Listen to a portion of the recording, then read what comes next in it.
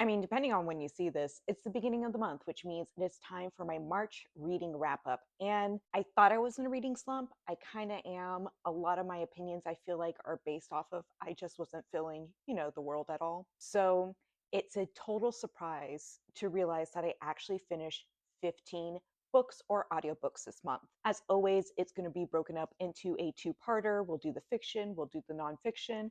I will do some rambling, rating, and ranking. I will probably follow up in the next couple days with some actual review videos on a couple of the books that I haven't got around to filming in the month of March. So let's get into those 8 fiction books that I read. For the most part, in the month of March, you're going to see that I focused in on women's stories or women authors because that was my theme.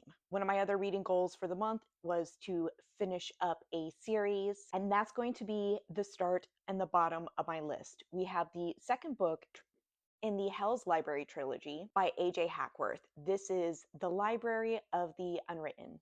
No, that's the first book. This is the Archive of the Forgotten. When it comes to this author, I'm not really feeling them. So even though it was an original story, it was wrapped up nicely, it just wasn't my thing. And I'm going to give this book 2 stars, and the last book in the trilogy, The God of Lost Words, 2 stars as well. That will obviously be in the number 7 spot.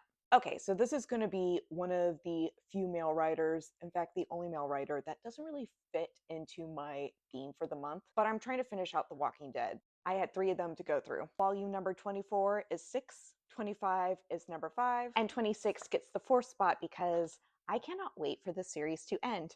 And the closer we get to it, the more my anticipation on this will be done. I don't know if that really qualifies my ranking this month, but it's my list, so I can make my own rules, right? I'm kind of iffy on how everything's progressing with this new war. It is a constant battle for this team, but yet I would still give all 3 books in the series 3 stars. And the last 3-star book on the list also gets the 3rd spot on the list, and this is going to be the debut novel by Bob the Drag Queen. This counts because Bob is giving us all the different types of energy as a non-binary performer whose debut novel is focused in on Harriet Tubman coming back to life to deliver a hip-hop album. All I'm trying to say is that this book perfectly fits for the theme of the month.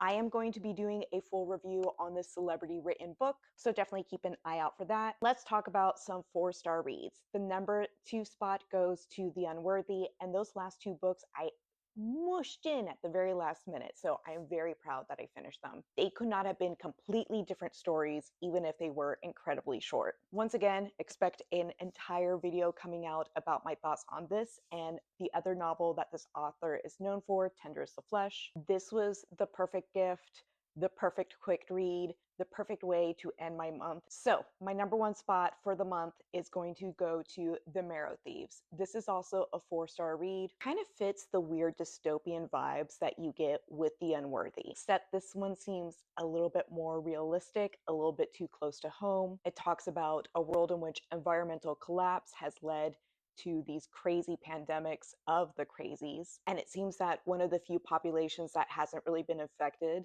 has been the indigenous population, and they're being hunted for their ability to dream. The Unworthy, way more violence. The Marrow Thieves is written for a YA audience, so even though there is still violence, it's implied. And if I'm basing it off of, am I going to reread this again?